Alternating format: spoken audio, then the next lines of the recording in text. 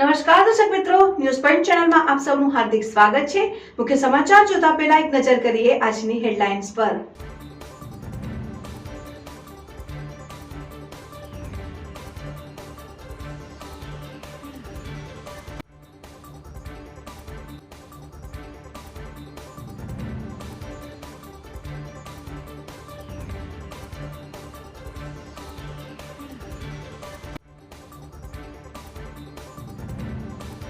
ડીસામાં state monitoring સેલની team ત્રાટકી, દારૂ ભરેલી ગાડી સાથે 11 લાખનો મુદ્દામાલ જપ્ત, 5 સામે ફરિયાદ।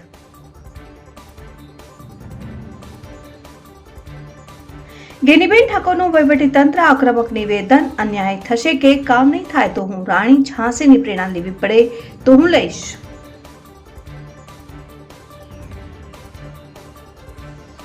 આચારસંહિતા લાગુ થતા જિલ્લા તંત્ર એક્શનમાં, સરકારી યોજનાઓને રાજકીય નેતાઓના હોર્ડિંગ્સ દૂર કરાયા।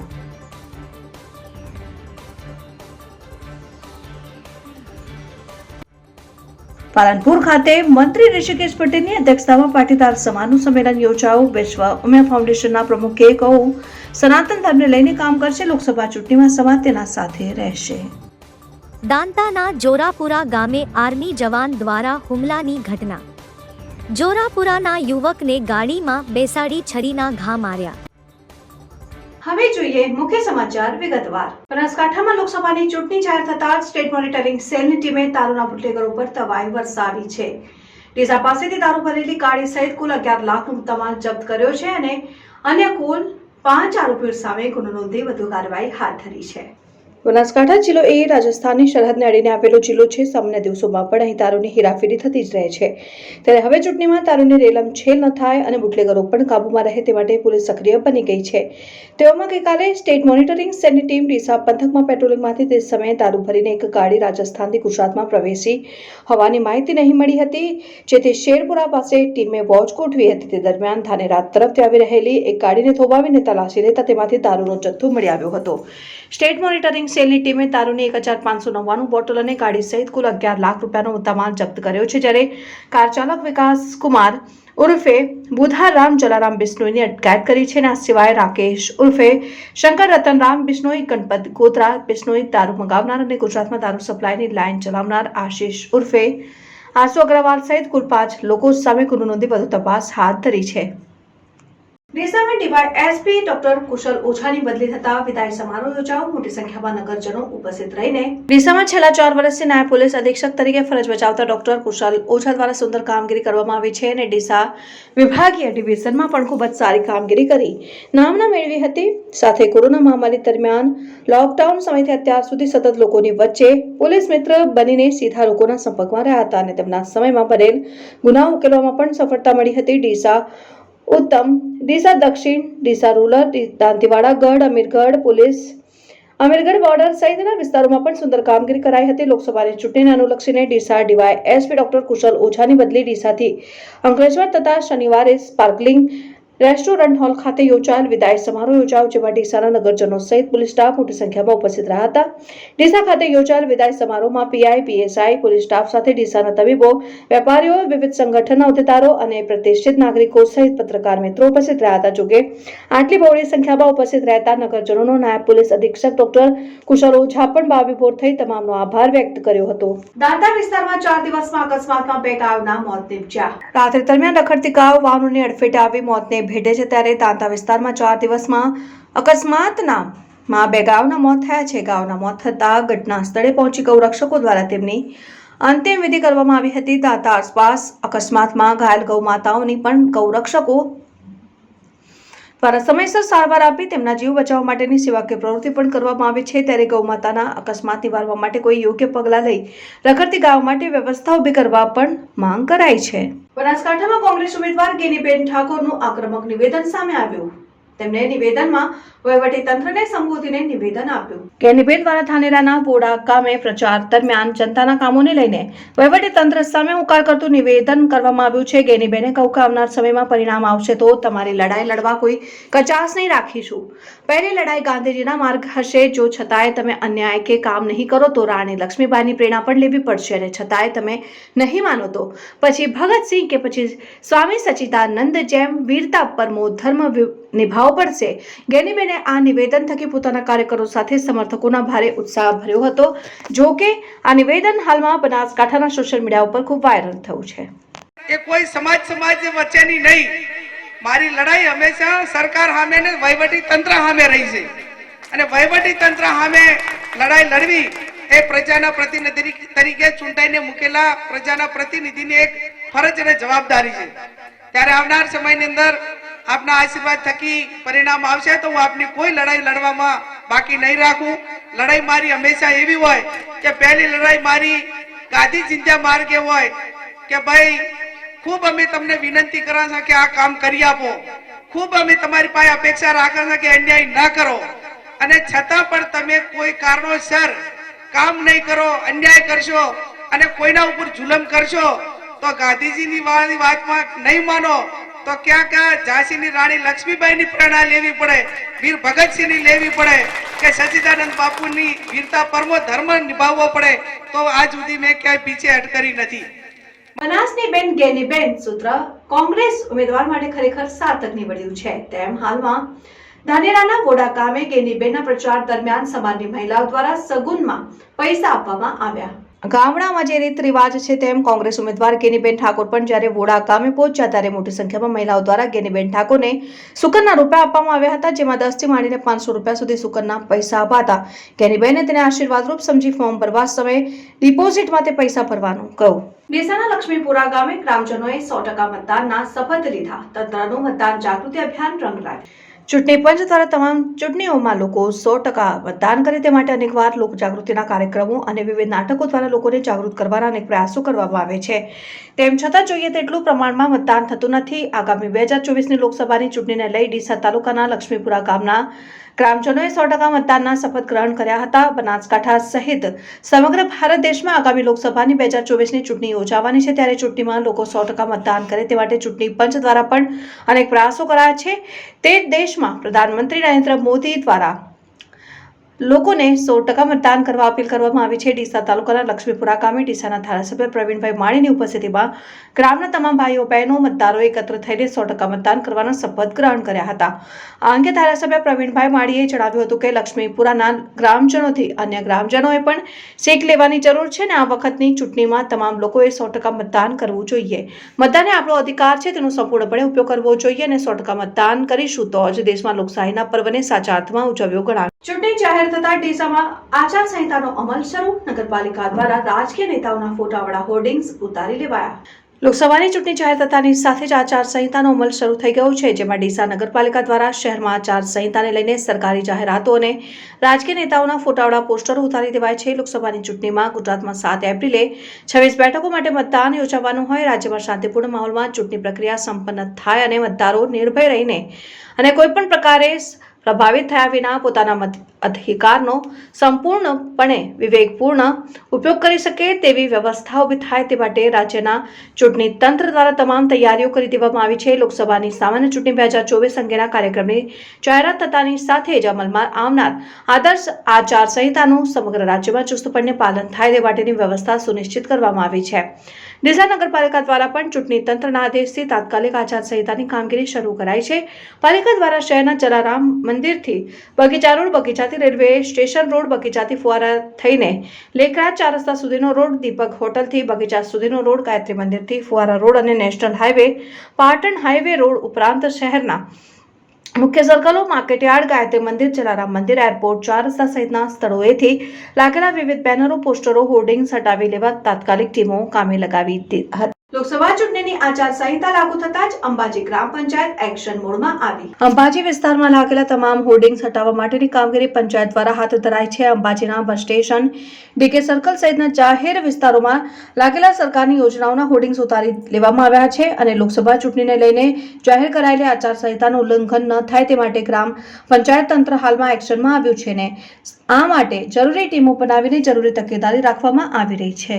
બનાસકાંઠા જિલ્લા કાર્યાલય જિલ્લા કોંગ્રેસ સમિતિની બેઠક યોજાઈ।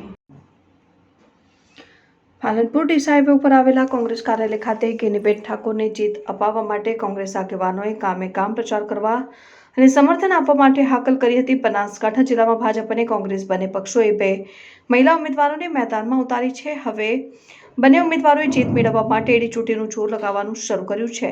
ચૂંટણીની તારીખો જાહેર થતાં જ બંને ઉમેદવારો જનતાને રીઝવવા સભાઓ ગજવી રહ્યા છે. ઠાકોર સમાજની બેન ગણાતી ગેનીબેન ઠાકોરે પણ ગામે ગામ પ્રચાર શરૂ કર્યો છે. આજરોજ પાલનપુર ખાતે કોંગ્રેસના લોકસભા ઉમેદવાર ગેનીબેન ઠાકોરના સમર્થનમાં બેઠક યોજાઈ હતી, જેમાં પૂર્વ જિલ્લા કોંગ્રેસ પ્રમુખ સહિત કોંગ્રેસ આગેવાનોએ ગેનીબેન ઠાકોરને જીત અપાવવા માટે હાકલ કરી હતી. બનાસકાંઠા જિલ્લા કાર્યાલય ખાતે મળેલી બેઠકમાં જિલ્લા પ્રમુખ વાઘેલા, પૂર્વ જિલ્લા કોંગ્રેસ પ્રમુખ દિનેશભાઈ ગઢવી, સૌરભજી ઠાકોર, લક્ષ્મીબેન કરેણ, નયનાબેન ઠાકોર, રાજુભાઈ ઝાલા, સોમાજી ઠાકોર, દશરથજી તેમજ પ્રદેશની ટીમ અને જિલ્લામાં તાલુકા હોદ્દેદારો અને જિલ્લા હોદ્દેદારોએ મોટી સંખ્યામાં હાજરી આપી હતી અને આમ આદમી પાર્ટીના જિલ્લાના હોદ્દેદારો મોટી સંખ્યામાં હાજરી આપીને ગેનીબેનને વિજય બનાવવા પોતપોતાના વિસ્તારમાં જનસમર્થન મેળવવા માટે મહેનત કરવા સૂચના અપાઈ. બનાસકાંઠા લોકસભાના કોંગ્રેસના ઉમેદવાર ગેનીબેન ઠાકોર અમીરગઢમાં બેસણામાં આપી હાજરી. અમીરગઢના ધનપુરા ગામમાં ઠાકોર સમાજના બેસણામાં સ્થાનિક ધારાસભ્ય કાંતિ ખરાદી સાથે ગેનીબેન ઠાકોરે હાજરી આપી હતી. વર્તમાન સરકાર દ્વારા દાંતા અને અમીરગઢ તાલુકાને અન્યાય કરવામાં આવતો હોવાથી લોકસભામાં કોંગ્રેસને જીતાડવા માટે અપીલ કરાઈ. અમીરગઢ અને દાંતા વિસ્તાર આદિવાસી વિસ્તાર હોવા છતાં પણ ભાજપ સરકાર વિકાસ કરતી નથી તેવો ગેનીબેન ઠાકોરે આક્ષેપ કર્યા હતા. કોંગ્રેસ પાર્ટી પહેલી એવી પાર્ટી છે જેને ઠાકોર સમાજની મહિલાને લોકસભાની ટિકિટ આપી, તો આ વખતે તમારી બેન અને તમારી દીકરીને કોઈ પણ બંદૂક રાખ્યા વગર વોટ આપવા વિનંતી કરતા ગેનીબેન ઠાકોર જોવા મળ્યા. સ્થાનિક ધારાસભ્ય કાંતિ ખરાદીના નિવાસ સ્થાને ગેનીબેનનું શ્રીફળ અને શાલ આપી સન્માન કરાવું. સામાજિક બેસવામાં આવે છે.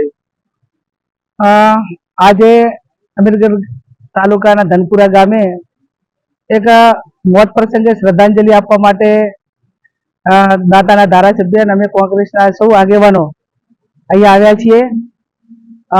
બે મોત થતા બંનેના આત્માને શાંતિ મળે અને એમના પરિવારને સાંત્વના મળે એ માટે કરીને શ્રદ્ધાંજલિ આપી સાથે લોકસભાની ચૂંટણી હવે તારીખો જાહેર થઈ ગઈ છે, તો અમારા કાર્યકરો સાથે પણ એક મુલાકાત કરી અને આવનાર સમયની અંદર જે લોકસંપર્ક માટેનો જે કાર્યક્રમ નક્કી થાય એ પ્રમાણે કોંગ્રેસના તમામ આગેવાનો, અમારા ધારાસભ્ય, એમના સૌ ટેકેદારો સાથે મળીને દાંતા અને અમીરગઢમાં કોંગ્રેસ કાયમી આગળ રહી છે.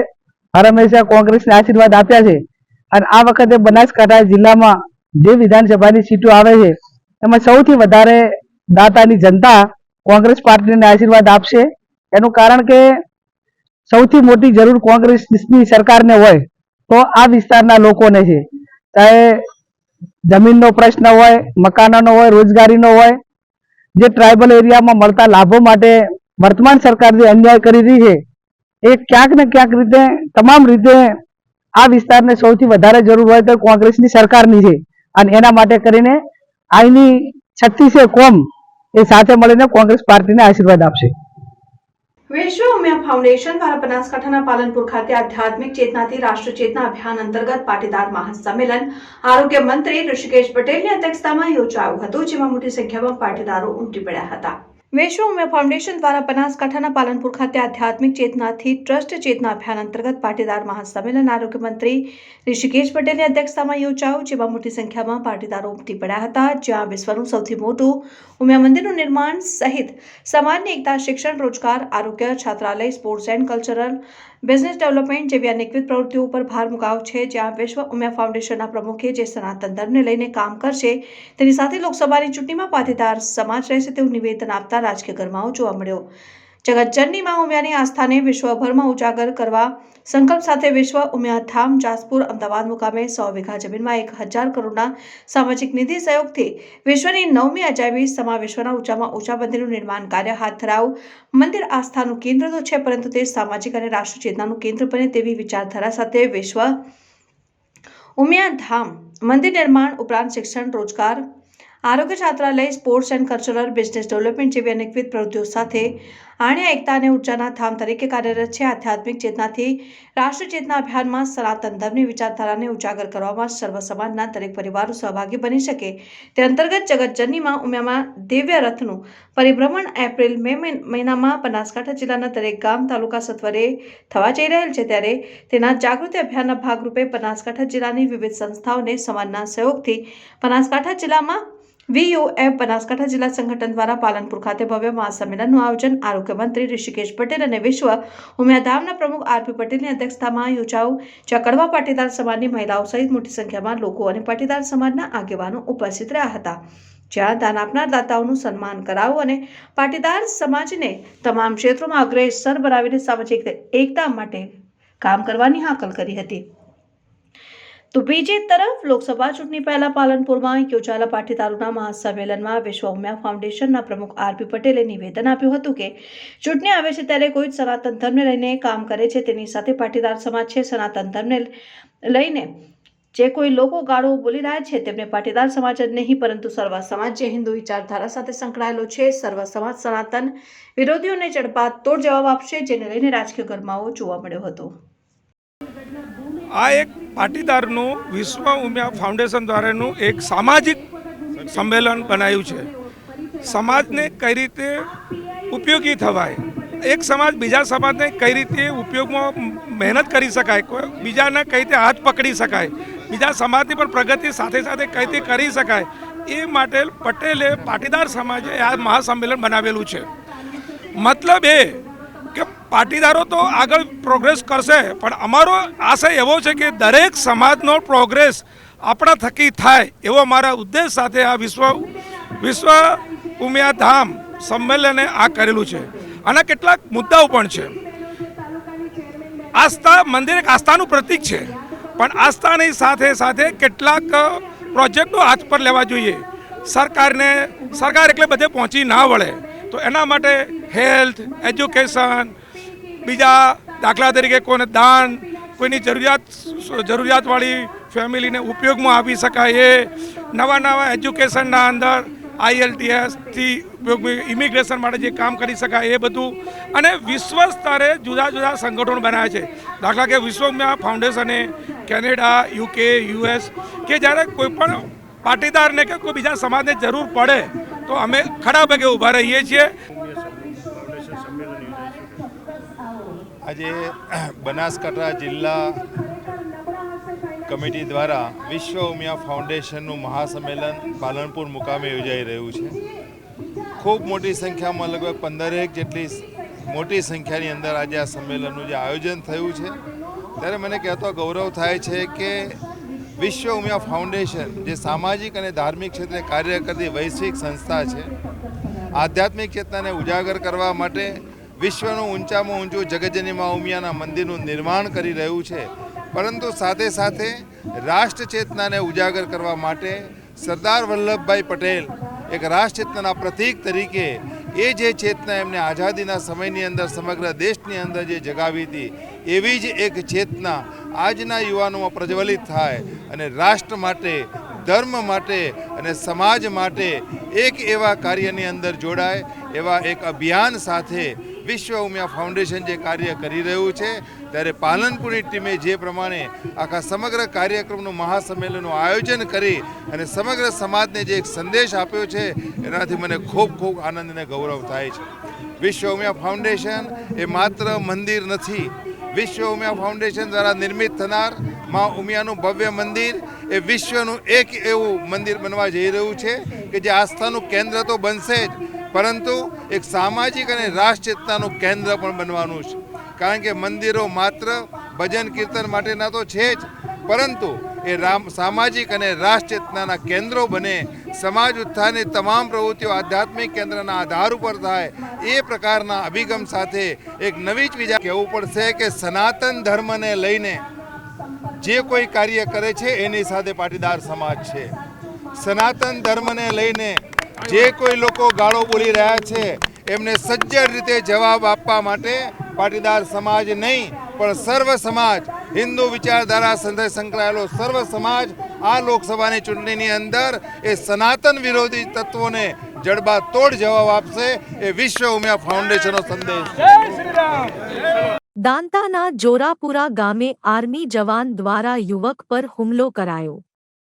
દાતા તાલુકાના જોરાપુરા ખાતે આર્મીના જવાન દ્વારા યુવકને ગાડીમાં બેસાડી છરીના ઘા માર્યા હોવાની ઘટના સામે આવી છે. પ્રાપ્ત વિગતો અનુસાર દાતા તાલુકાના જોરાપુરા ખાતે ગાડીની ઓવરટેક કરવા મામલે આર્મી જવાન દ્વારા યુવકને ગાડીમાં બેસાડીને છરીના ઘા મારવામાં આવતા ઘાયલ થયેલ યુવકને ગંભીર હાલતમાં સારવાર અર્થે ખસેડાયો છે. જો કે ઘટનાને પગલે દાંતા પોલીસ ઘટના સ્થળે પહોંચીને તપાસ હાથ ધરી છે. આ જોરાપુરાનો શું સાહેબ એ વિક્રમસિંહ મારા ભત્રીજો જ થાય છે. એમને બોલાવીને અલગ લઈ જઈને ગાડીમાં બેહારી અને હેડ્યા એટલે તરત ગઈ એમ કીધું કે ભાઈ તને મારી નાખવાનો લાય સરો એમ કરીને સરો બાજુના પેલા બીજા બીના પાણી લઈ અને સરો મારવા માટે હુમલો કર્યો. એટલે મને બૂમ પાડી એ ગાડીને એ બ્રેક આવી જાય કે ગમે તે થઈને ઊભી થઈ જાય ગાડી અને પછી એ ઉતરીને નાહી ગયો સાહેબ. તમારી શું માંગ છે? મારી માંગ એવી છે કે એને સજા થવી જોઈએ અથવા નોકરીમાંથી સસ્પેન્ડ થવો જોઈએ. તમારું નામ શું? ચૌહાણ સજ્જનસિંહ વરસી. હા, હું સાહેબ જોરાપુરાનો છું. વિક્રમસિંહ મારો ભત્રીજો છે. હવે એ જમવા બેઠો હતો. વિડલાસણથી બે માણસ આવી અને તેને જમવા બેઠેલો હતો અને ત્યાંથી બોલાઈ અને બાજુમાં એકને લઈ જાય અને ગાડીમાં બેસાડી. ગાડીમાં બેસાડીને એને કાચ બંધ કરે. કાચ બંધ કરીને એને થોડી વાત કરીને પૂછ્યું ખાલી. પૂછીને શરીરથી હુમલો કર્યો તેના ઉપર. તેને મારી નાખવાની જેમ કહ્યું ઈરાદો એવો કરેલો હતો. પછી હેન્ડ બ્રેક સળાઈ અને પેલા ભાઈને ચાલુ ગાડીમાં હેન્ડ બ્રેક સળાઈ એટલે ગાડી બંધ થઈ ગઈ એટલે પેલો ભાઈ ઉતરીને વિડલાસણ ભાગી ગયો. એ ભાઈ હતો વિડલાસણનો હતો. આર્મીમાં નોકરી હતો. તે અમારી એવી માગ છે સાહેબ કઈને સજા પડવી જોવો અને નોકરીમાંથી છૂટો થાય અમારે તો બસ. તમારું નામ શું? મારું નામ કાળુસિંહ કલસિંહ. હું તેમના વિક્રમસિંહના કાકો છું. દર્શકો હતા અત્યાર સુધીના સમાચાર. હવે પછીના નવા સમાચાર સાથે ફરી મળીશું. ત્યાર સુધી જોતા રહો ન્યૂઝ બેન્ડ ચેનલ.